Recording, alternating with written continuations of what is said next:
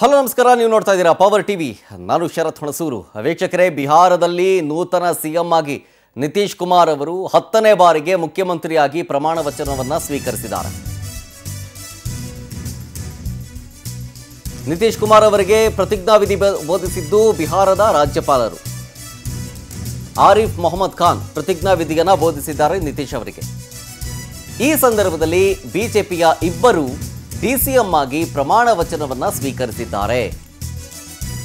ಬೆಳಗ್ಗೆನೇ ಹೇಳಿದ್ವಿ, ಇಬ್ಬರು ಡಿಸಿಎಂ ಅಭ್ಯರ್ಥಿಗಳಿರ್ತಾರೆ, ಈ ಬಾರಿ ಇಬ್ಬರು ಡಿಸಿಎಂಗಳಿರ್ತಾರೆ ಅಂತ. ಅದರ ಭಾಗವಾಗಿ ಏನೇ ನೋಡಿ, ಸಾಮ್ರಾಟ್ ಚೌಧರಿ, ವಿಜಯ್ ಕುಮಾರ್ ಸಿನ್ಹಾ ಇಬ್ಬರು ಡಿಸಿಎಂ ಆಗಿ ಪ್ರಮಾಣ ವಚನ ಸ್ವೀಕರಿಸಿದ್ದಾರೆ. ಪ್ರಧಾನಿ ಮೋದಿ ಅವರು ಈ ಕಾರ್ಯಕ್ರಮದಲ್ಲಿ ಭಾಗಿಯಾಗಿದ್ದರು. ಆಂಧ್ರ ಸಿಎಂ ಚಂದ್ರಬಾಬು ನಾಯ್ಡು, ಫಡ್ನವೀಸ್ ಅವರೆಲ್ಲರೂ ಭಾಗಿಯಾಗಿದ್ದರು.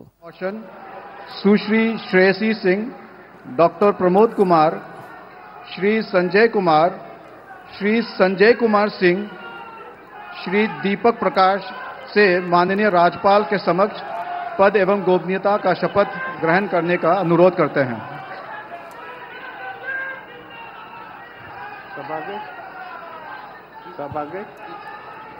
मैं लखन कुमार रोशन ईश्वर की शपथ लेता हूँ कि मैं विधि द्वारा स्थापित भारत के संविधान के प्रति सच्ची श्रद्धा रखूंगी.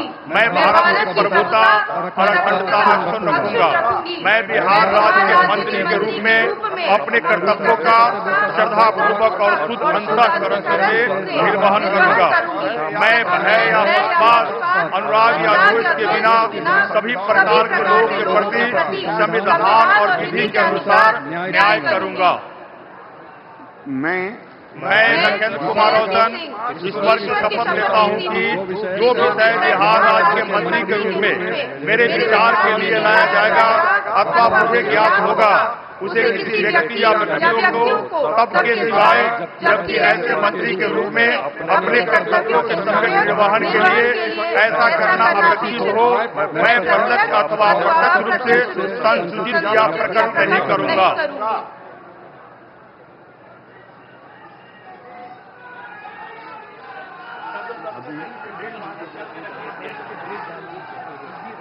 कोई बात नहीं, हाथ में रोने के लिए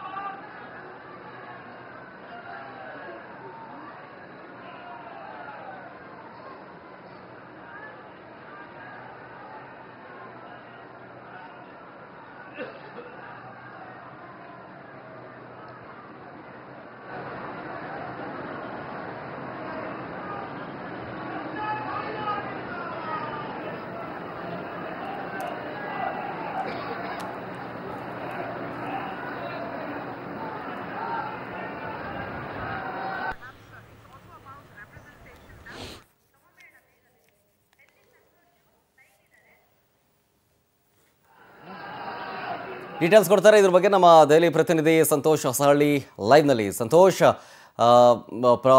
ಪ್ರಮಾಣ ವಚನ ಸ್ವೀಕಾರ ಸಮಾರಂಭದಲ್ಲಿ ಮೋದಿ ಅವರು ಕೂಡ ಭಾಗಿಯಾಗಿದ್ದರು. ಈಗ 10ನೇ ಬಾರಿ ನಿತೀಶ್ ಅವರು ಪ್ರಮಾಣ ವಚನ ಸ್ವೀಕರಿಸಿದ್ರು. ಅವ್ರ ಜೊತೆಗೆ ಇಬ್ಬರು ಡಿಸಿಎಂ ಪೋಸ್ಟ್ಗೆ ಆಯ್ಕೆ ಆಗಿರೋದು ಒಂದು ರೀತಿಯಾಗಿ ಕುತೂಹಲಕಾರಿ ಬೆಳವಣಿಗೆ. ಅವ್ರ ಜೊತೆಗೆ ಇನ್ನೆಲ್ಲ ಯಾರೆಲ್ಲ ಪ್ರಮಾಣ ವಚನ ಸ್ವೀಕರಿಸಿದ್ರು?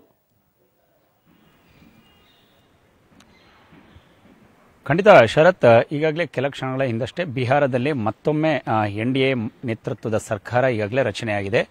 10ನೇ ಬಾರಿಗೆ ನಿತೀಶ್ ಕುಮಾರ್ ಮತ್ತೊಮ್ಮೆ CM ಆಗಿಯೂ ಕೂಡ ಪದಗ್ರಹಣವನ್ನು ಈಗಾಗಲೇ ತೆಗೆದುಕೊಂಡಿರುವಂಥ ನೆಲೆ ಗಮನಿಸಬೇಕಾಗುತ್ತೆ. ಸಹಜವಾಗಿ ಸಾಕಷ್ಟು ನಿರೀಕ್ಷೆಗಳನ್ನು ಕೂಡ ಅಲ್ಲಿರುವಂತಹ ಜನತೆ ಇಟ್ಟುಕೊಂಡಿದ್ರು, NDA ಅಧಿಕಾರಕ್ಕೆ ಬರಬಹುದು ಅನ್ನುವಂಥದ್ದನ್ನು. ಅದೇ ನಿಟ್ಟಿನಿಂದಾಗಿ ಐತಿಹಾಸಿಕ ಒಂದು ದಾಖಲೆಯನ್ನು ಕೂಡ ಈಗಾಗಲೇ NDA ನೇತೃತ್ವದ ಪಕ್ಷಗಳು ಈಗಾಗಲೇ ತೆಗೆದುಕೊಂಡಿರುವಂಥದ್ದು. ಜೊತೆಗೆ 10ನೇ ಬಾರಿಗೆ ಮುಖ್ಯಮಂತ್ರಿಯಾಗಿ ಪ್ರಮಾಣವಚನ ತೆಗೆದುಕೊಂಡಂತಹ ನಿತೀಶ್ ಕುಮಾರ್ ಅವರು ಈ ಹಿಂದೆ ಚುನಾವಣೆಯಲ್ಲಿ ಕೊಟ್ಟಂತಹ ಎಲ್ಲ ಭರವಸೆಗಳನ್ನು ಈಡೇರಿಸ್ತಾರ. ಜೊತೆಗೆ BJP ಮತ್ತು JDU ನಡುವೆ ಇದ್ದಂತಹ ಈ ಒಂದು ಒಪ್ಪಂದಗಳು, ಯಾಕೆಂತ ಹೇಳಿದ್ರೆ ಮುಖ್ಯಮಂತ್ರಿಯಾಗಿ ಸಹಜವಾಗಿ ನಿರೀಕ್ಷೆ ಇದ್ದಿದ್ದು ನಿತೀಶ್ ಕುಮಾರ್ ಆಗ್ತಾರೆ ಅಂತ. ಆದರೆ ಎಷ್ಟು ಉಪಮುಖ್ಯಮಂತ್ರಿಗಳನ್ನ ಸೃಷ್ಟಿ ಮಾಡ್ತಾರೆ ಅನ್ನುವಂಥದ್ದು. ಸಹಜವಾಗಿ ಚಿರಾಗ್ ಪಾಸ್ವಾನ್ ಕೂಡ ಒಂದು ಬೇಡಿಕೆಯನ್ನು ಇಟ್ಟಿದ್ರು, DCM ಒಂದು ಖಾತೆಯನ್ನು ನಮಗೆ ಕೊಡಬೇಕು ಅನ್ನೋದರ ಬಗ್ಗೆ. ಆದರೆ BJP ಎರಡೂ DCM ಖಾತೆಗಳನ್ನು ಕೂಡ ತನ್ನ ತೆಕ್ಕೆಯಲ್ಲಿ ಉಳಿಸಿಕೊಂಡಿರುವಂಥದ್ದನ್ನು ಇಲ್ಲಿ ಗಮನಿಸಬೇಕಾಗುತ್ತೆ. ಉಳಿದಂತೆ ಒಟ್ಟು 24 ಜನ ಸಚಿವರುಗಳಾಗಿ ಪ್ರಮಾಣವಚನ ತೆಗೆದುಕೊಳ್ಳಲಿದ್ದಾರೆ ಅನ್ನುವಂಥದ್ದನ್ನು ಹೇಳಲಾಗ್ತಾ ಇದೆ. ಆರಂಭದಲ್ಲಿ 16 ಅನ್ನುವಂಥದ್ದು, ಈಗ ಅದರ ಸಂಖ್ಯೆ ಹೆಚ್ಚಾಗ್ತಾ ಇದೆ.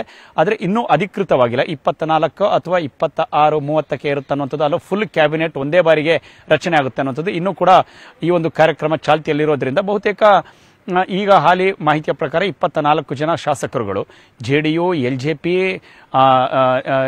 HIM ಇರ್ಬೋದು, ಹಿಂದೂಸ್ತಾನ್ ಆವಾಜ್ ಮಾಂಜ ಪಕ್ಷದವರು ಇರ್ಬೋದು, ಜೊತೆಗೆ BJP, ಒಟ್ಟು 4 ಪಕ್ಷಗಳ ಮೈತ್ರಿ ಶಾಸಕರುಗಳು ಇದೀಗ ಸಚಿವರುಗಳಾಗಿ ಪ್ರಮಾಣವಚನವನ್ನು ಕೂಡ ತೆಗೆದುಕೊಳ್ತಾ ಇದ್ದಾರೆ. ಹಂತ ಹಂತವಾಗಿ ಕಾರ್ಯಕ್ರಮಗಳು ಕೂಡ ನಡೀತಾ ಇದೆ. ಮೊದಲಿಗೆ ನಿತೀಶ್ ಕುಮಾರ್ ಅವರು ಈಶ್ವರನ ಹೆಸರಿನಲ್ಲಿ ಪ್ರಮಾಣವಚನ ತೆಗೆದುಕೊಂಡರು. ಅದಾದ ಬಳಿಕ ಇಬ್ಬರು BJPಯ ಶಾಸಕರುಗಳು DCMಗಳಾಗಿ ಪ್ರಮಾಣವಚನ ತೆಗೆದುಕೊಂಡ ಬಳಿಕ ಸರತಿ ಸಾಲಿನಲ್ಲಿ ಉಳಿದಂತಹ ಎಲ್ಲರೂ ಕೂಡ JDU ನಾಯಕರು ಇರ್ಬೋದು, JDU ಶಾಸಕರು, BJP ಶಾಸಕರು ಹಾಗೂ LJP ಹಾಗೂ ಹಿಂದೂಸ್ತಾನ್ ಅವಾಮ್ ಮೋರ್ಚಾ ಪಕ್ಷದ ಈ ಎಲ್ಲ ಶಾಸಕರುಗಳು ಏನು ಸಚಿವರುಗಳಾಗಿ ಎಷ್ಟು ಜನರನ್ನ ಆಯ್ಕೆ ಮಾಡಲಾಗಿತ್ತು ಅವರೆಲ್ಲರೂ ಕೂಡ ಸರತಿ ಸಾಲಿನಲ್ಲಿ 5 ಜನ ಶಾಸಕರುಗಳು ಸಚಿವರುಗಳಾಗಿ ಈಗಾಗಲೇ ಪ್ರಮಾಣವಚನ ಕೂಡ ತೆಗೆದುಕೊಳ್ತಾ ಇದ್ದಾರೆ. ಗವರ್ನರ್ ಆರಿಫ್ ಮೊಹಮ್ಮದ್ ಖಾನ್ ಕೂಡ ತಮ್ಮ ಒಂದು ಗೌಪ್ಯತಾ ಪ್ರಮಾಣ ಬೋಧನೆಯನ್ನು ಕೂಡ ಈಗಾಗಲೇ ಮಾಡ್ತಾ ಇರುವಂತಹ ದೃಶ್ಯಾವಳಿಗಳು ಒಂದು ಕಡೆ. ಇನ್ನು ಸಹಜವಾಗಿ ಅಭಿಮಾನಿಗಳಿರ್ಬೋದು, ಕಾರ್ಯಕರ್ತರು ಎಲ್ಲರೂ ಕೂಡ ಹರ್ಷೋದ್ಗಾರ. ಮತ್ತೊಮ್ಮೆ ಮೈತ್ರಿ ಕೂಟ ಸರ್ಕಾರವನ್ನು ರಚನೆ ಮಾಡಿದೆ, ನಿರೀಕ್ಷೆಯಂತೆ ದೊಡ್ಡ ಮಟ್ಟದ ಗೆಲುವನ್ನ ದಾಖಲಿಸಿದೆ. ಜೊತೆಗೆ ಮತ್ತಷ್ಟು ಬಿಹಾರ ಅಭಿವೃದ್ಧಿಯತ್ತ ಸಾಗಲಿದೆ ಅನ್ನುವಂಥ ನಿರೀಕ್ಷೆಗಳನ್ನು ಅಲ್ಲಿರುವಂತಹ ಜನ ಕಾರ್ಯಕರ್ತರು ಕೂಡ ಇಟ್ಟುಕೊಂಡಿದ್ದಾರೆ. Sharath. Okay, thank you Santosh ಡೀಟೇಲ್ಸ್ಗಾಗಿ.